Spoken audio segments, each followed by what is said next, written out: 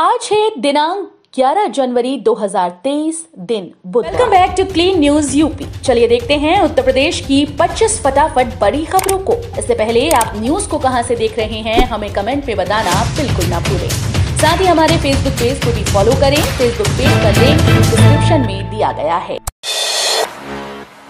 UP में पहली बार बदले गई कोर्स, मेडिकल कॉलेज को दिया गया जिम्मा। कोरोना काल में महसूस की गई जरूरत। यूपी में पहली बार पैरामेडिकल कोर्स में बदलाव किया जा रहा है। सभी कोर्सेज को रीडिजाइन करने के लिए मेडिकल कॉलेजेस को अलग अलग जिम्मेदारी सौंपी गई। कोरोना काल के बाद कई समस्याएं सामने आई, जिन्हें देखते हुए पहली बार कोर्स डिजाइन करने की जरूरत महसूस हुई। ऐसा इसलिए किया जा रहा है ताकि भविष्य में कोई आपदा आए तो पैरामेडिकल स्टाफ उसका प्रबंधन कर सके। बीते दिनों प्रमुख सचिव चिकित्सा शिक्षा की ओर से वर्चुअल मीटिंग कर एजेंडा तय किया गया था। निवेशकों के लिए सर्वश्रेष्ठ स्थान है यूपी। सीएम योगी ने बताया अब तक कितने का निवेश प्रस्ताव मिला। अगले महीने होने वाले ग्लोबल इन्वेस्टर समिट से पहले मुख्यमंत्री योगी आदित्यनाथ ने मंगलवार को आगरा, सहारनपुर, आजमगढ़, झांसी और मुरादाबाद मंडल के जनप्रतिनिधियों के साथ विकास कार्यों की समीक्षा की। इस दौरान सीएम योगी आदित्यनाथ ने कहा कि देश दुनिया के निवेशकों को आमंत्रित करने गई टीम यूपी को 12 लाख करोड़ रुपए से अधिक के निवेश का प्रस्ताव मिला है। जनप्रतिनिधि जनपदीय इन्वेस्टर समिट को नेतृत्व दें। सांसद विधायक अपने क्षेत्र के उद्यमियों, व्यापारियों, प्रवासी जनों से संवाद संपर्क बनाएं। बिजली बकायेदार किसानों को सीएम योगी ने दी बड़ी राहत। मुख्यमंत्री योगी आदित्यनाथ ने बिजली के बकायेदार किसानों को बड़ी राहत दी है। सीएम योगी ने अधिकारियों को साफ निर्देश दिया कि बिजली बिल भुगतान न होने के कारण किसी भी किसान का कनेक्शन नहीं काटा जाएगा। इस संबंध में पावर कॉर्पोरेशन के द्वारा स्पष्ट आदेश जारी किए गए। सीएम योगी ने कहा कि कुछ क्षेत्रों से कनेक्शन काटे जाने की सूचना मिली है, ये स्वीकार्य नहीं है। मुख्यमंत्री ने हिदायत दी कि ऐसे दोषी लोगों के खिलाफ कठोरतम कार्रवाई की जाएगी। लखनऊ इन्वेस्टर समिट शुरू, 50,000 करोड़ निवेश की उम्मीद। लखनऊ में गोमती नगर स्थित इंदिरा गांधी प्रतिष्ठान में मंगलवार को जिला स्तरीय लखनऊ इन्वेस्टर समिट शुरू हुआ। आईआईए और जिला प्रशासन की ओर से होने जा रहे इस आयोजन में 50,000 करोड़ रुपए के निवेश प्रस्ताव पर मुहर लगेगी। सम्मेलन से पहले ही जिला प्रशासन के पास 25,000 करोड़ रुपए निवेश के प्रस्ताव आ चुके हैं। इस लखनऊ इन्वेस्टर समिट में प्रदेश की निर्यात प्रोत्साहन नीति, उत्तर प्रदेश स्टार्टअप नीति का प्रस्तुतिकरण किया जा रहा है। ड्रोन से कीटनाशक का छिड़काव। आगरा के किसानों के लिए बड़ी खुशखबरी है। अब वे ड्रोन से फसलों पर दवा का छिड़काव कर सकते हैं। इसके लिए कृषि विज्ञान केंद्र बिचपुरी में ड्रोन आ गया है। कृषि विज्ञान केंद्र के अध्यक्ष व वरिष्ठ वैज्ञानिक डॉक्टर राजेंद्र सिंह चौहान ने बताया कि अनुसंधान केंद्र भारत सरकार के द्वारा कृषि विज्ञान केंद्र बिचपुरी को एक ड्रोन आवंटित किया गया है। इसे उड़ाने के लिए लाइसेंसधारी पायलट की आवश्यकता है। लाइसेंसधारी केवीके के विषय वस्तु विशेषज्ञ डॉक्टर संदीप सिंह व शिवम प्रताप ने ड्रोन को उड़ाने की ट्रेनिंग ली है। मुख्यमंत्री योगी का निर्देश, ग्लोबल इन्वेस्टर समिट की तर्ज पर जिलों में भी हो इन्वेस्टर समिट।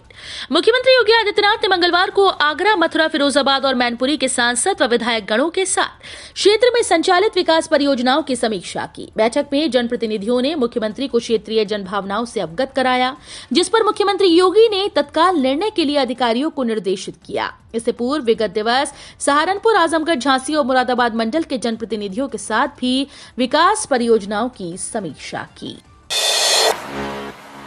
यूपी बोर्ड का छात्रों को तोहफा, होली के पहले खत्म हो जाएंगी 10वीं की परीक्षाएं।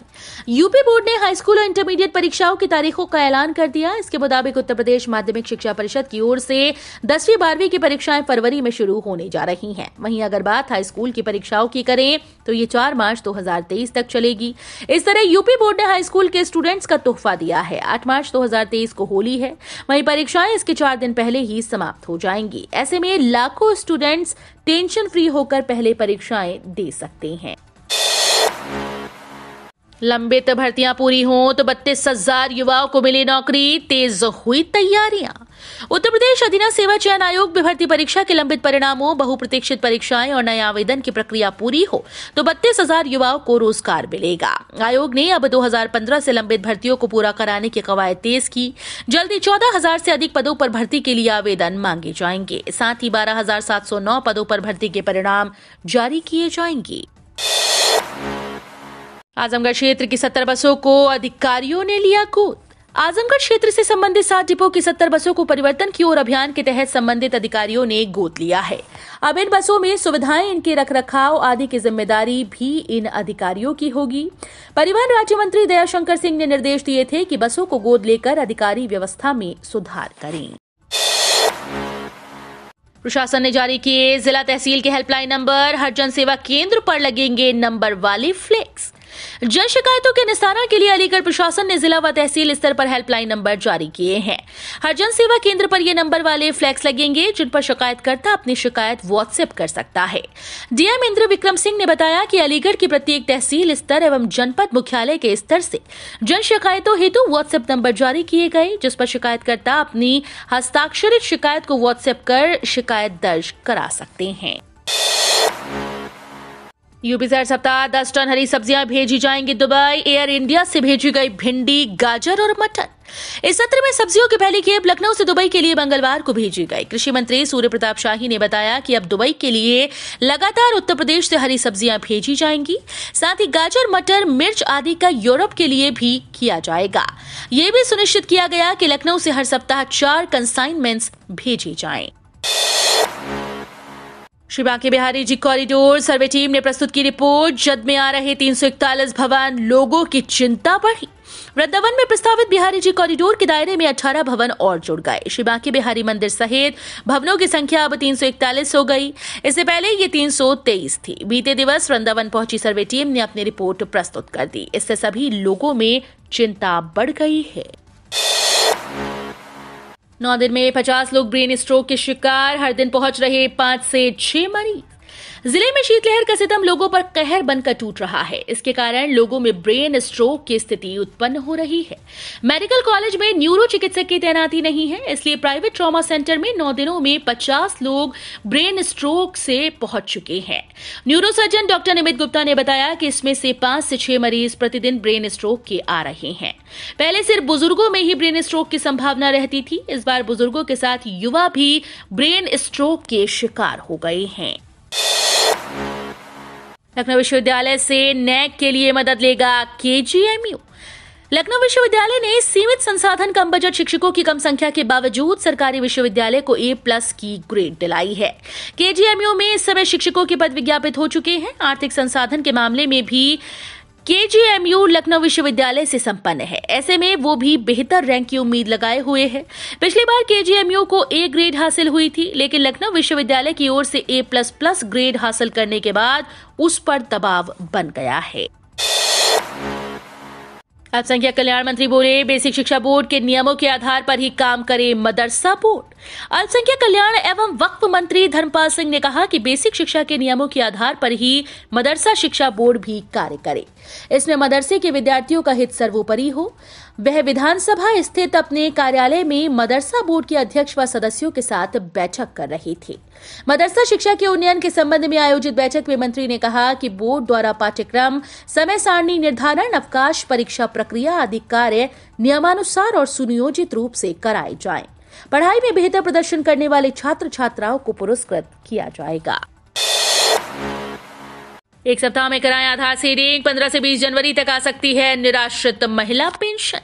निराश्रित महिला पेंशन योजना के अंतर्गत 15 से 20 जनवरी तक किस्त आ सकती है। जिन लाभार्थियों के आधार प्रमाणीकरण और सीडिंग नहीं हुई, उनकी पेंशन रुक सकती है। अलीगढ़ में अभी 11,000 के लगभग लाभार्थियों ने आधार सीडिंग नहीं कराई।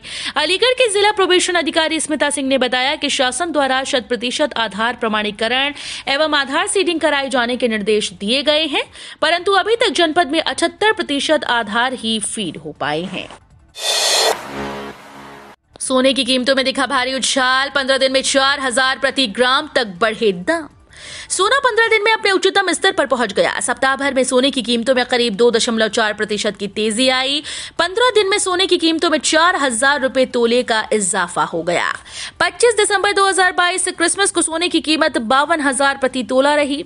अभी सोने की कीमत बढ़कर 56,000 हो गई है। ऐसे में निवेश की दृष्टि से भी सोने की खरीदारी बढ़ गई है। ट्रेन छूटने पर मिलेगा एक पैसा वापस। भारतीय रेल को देश की लाइफलाइन कहा जाता है। हर रोज लाखों लोग इसमें यात्रा करते हैं। अधिकतर यात्रियों को रेलवे से संबंधित बहुत से नियमों का पता अब भी नहीं है। इस बात की जानकारी तो लगभग सभी लोगों को है कि ट्रेन कैंसिल होने पर यात्री रिफंड ले सकते हैं। लेकिन क्या आपको पता है कि अगर आपकी ट्रेन छूट जाती है तो भी आप रिफंड के लिए क्लेम कर सकते हैं। जी हां, ट्रेन छूटने पर भी यात्री टिकट का पैसा वापस ले सकते हैं। लोन लेने वालों को लगा तगड़ा झटका। नए साल पर इन बैंकों ने बढ़ा दिया ब्याज। आज के वक्त में अपनी जरूरतों को पूरा करने के लिए लोगों को लोन लेने की जरूरत पड़ती है। लोन के जरिए लोग अपनी जरूरतों को जल्दी पूरा करने में सक्षम होते हैं। हालांकि अब नए साल की शुरुआत में लोन लेने वालों को झटका लगा। दरअसल कुछ बैंकों ने नए साल की शुरुआत में ही लोन पर ब्याज दरों को बढ़ा दिया। इसलिए ऐसे लोगों को लोन लेने पर ज्यादा ब्याज दरें देनी होंगी, जिससे उन पर भार बढ़ सकता है। वहीं जिन बैंकों ने लोन पर ब्याज दरों में इजाफा किया उनमें HDFC बैंक भी शामिल है। वरिष्ठ नागरिकों के लिए सरकार लाई नई योजना। हर महीने मिलेगी 18,500 रुपए की पेंशन। प्रधानमंत्री वय वंदना योजना के तहत 60 वर्ष से अधिक आयु के नागरिकों को एक राशि का निवेश करना होगा और वरिष्ठ नागरिकों को तत्काल मासिक, त्रैमासिक, अर्धवार्षिक या वार्षिक मोड पर पेंशन सुविधा प्रदान की जाएगी। इतना ही नहीं, आपकी निवेश की गई मूल राशि योजना में सुरक्षित रहती है, जबकि नागरिकों को नियमित अंतराल पर रिटर्न भी प्रदान किया जाता है। नौकरी पेशा बिजनेसमैन को बजट में मिलेगी खुशखबरी। सरकार ने कर ली पूरी तैयारी। 1 फरवरी 2023 को पेश होने वाले आम बजट की तैयारियां सरकार की तरफ से जोरों शोरों से चल रही हैं। अगर आप खुद नौकरी पेशा हैं तो सरकार की तरफ से इस बार आपको बड़ी राहत देने की तैयारी हो रही है। जी हां, सहयोगी चैनल जी बिजनेस ने सूत्रों के हवाले से बताया है कि नॉन मेट्रो सिटीज में रहने वाले लोगों को बजट में तोहफा मिल सकता है। सरकार की तरफ से इस बार हाउस रेंट अलाउंस में मिलने वाली छूट का दायरा बढ़ाने की उम्मीद है। यूपी विधान परिषद में ताकत और बढ़ाने की बीजेपी की रणनीति। भारतीय जनता पार्टी ने यूपी विधान परिषद में अपनी ताकत और बढ़ाने की रणनीति तैयार कर ली है। जीत के दावे के साथ बीजेपी ने सोमवार की देर रात स्नातक और शिक्षक कोटे की 5 MLC सीट्स के लिए प्रत्याशी घोषित कर दिए। मतदान 2 फरवरी को होना है। प्रदेश भाजपा अध्यक्ष भूपेंद्र सिंह चौधरी ने प्रत्याशियों के नामों का ऐलान किया। पार्टी ने स्नातक कोटे की तीनों सीट्स पर मौजूदा MLC पर ही दोबारा दांव लगाया है। बरेली मुरादाबाद खंड स्नातक क्षेत्र से जयपाल सिंह व्यस्त, कानपुर उन्नाव स्नातक क्षेत्र से अरुण पाठक, गोरखपुर फैजाबाद स्नातक खंड क्षेत्र से देवेंद्र प्रताप सिंह को फिर से मैदान में उतारा गया। यूपी में महंगी होने वाली है बिजली, क्यों दाम बढ़ रहे, अखिलेश यादव ने बताया। सपा प्रमुख अखिलेश यादव ने कहा कि भाजपा सरकार को आम आदमी की चिंता नहीं है। पहले से ही महंगाई और बेरोजगारी से त्रस्त जनता को भाजपा सरकार महंगी बिजली का करंट लगाकर एक और झटका देने की तैयारी में है। सरकार और बिजली कंपनीज ने बिजली की दरों को बढ़ाकर महंगाई को और बढ़ाने का खेल खेलना शुरू कर दिया है। अखिलेश ने आज यहां कहा कि प्रदेश की भाजपा सरकार नए साल में बिजली की दरें करीब 23% बढ़ने जा रही है। सबसे ज्यादा घरेलू उपभोक्ताओं पर भार पड़ेगा। खून जमा देने वाली सर्दी से ठिठुरा यूपी, कई इलाके में पारा 3 डिग्री तक पहुंचा। उत्तर प्रदेश के कई जिलों में इन दिनों भीषण सर्दी और कोहरा पड़ रहा है। कई इलाके में शीतलहरी चल रही है, जिसकी वजह से हवा में ठिठुरन पैदा हो रही है। मौसम विज्ञान की माने तो अगले कुछ दिन और यूपी वालों को सर्दी से बचकर रहना होगा। मौसम विभाग के मुताबिक उत्तर प्रदेश के बड़े हिस्से में पिछले 24 घंटों में तापमान भारी गिरावट दर्ज की गई है। अधिकांश इलाकों में भीषण शीतलहर की स्थिति बनी हुई है। लखनऊ स्थित मौसम विज्ञान केंद्र ने मंगलवार को बताया कि यूपी के कई जिलों में घने कोहरे के साथ भीषण शीतलहर चल रही है। 7,000 ANM की नियुक्तियों पर लगी रोक हाई कोर्ट ने हटाई। हाईकोर्ट के लखनऊ बेंच ने राज्य सरकार को बड़ी राहत देते हुए 7,000 महिला स्वास्थ्य कार्यकर्तियों की नियुक्ति पर एकल पीठ के द्वारा लगाई गई रोक हटा दी है। इन पदों पर चयन प्रक्रिया पूरी कर उत्तर प्रदेश अधीनस्थ सेवा चयन आयोग ने महानिदेशक परिवार कल्याण को अपनी संस्तुति भेज दी थी, लेकिन हाईकोर्ट की एकल पीठ के द्वारा नियुक्ति पत्र जारी करने पर रोक लगा देने से सफल अभ्यर्थियों को नियुक्ति पत्र नहीं दिया जा रहा था। न्यायमूर्ति रमेश सिन्हा और न्यायमूर्ति जसप्रीत सिंह की खंडपीठ ने एकल पीठ के 19 अक्टूबर 2022 के आदेश के खिलाफ चयन आयोग की ओर से दाखिल विशेष अपील मंजूर कर ली। तो ये थी आज की 25 फटाफट बड़ी खबरें। अगर आपको न्यूज पसंद आई हो तो वीडियो को लाइक और शेयर जरूर करें। धन्यवाद।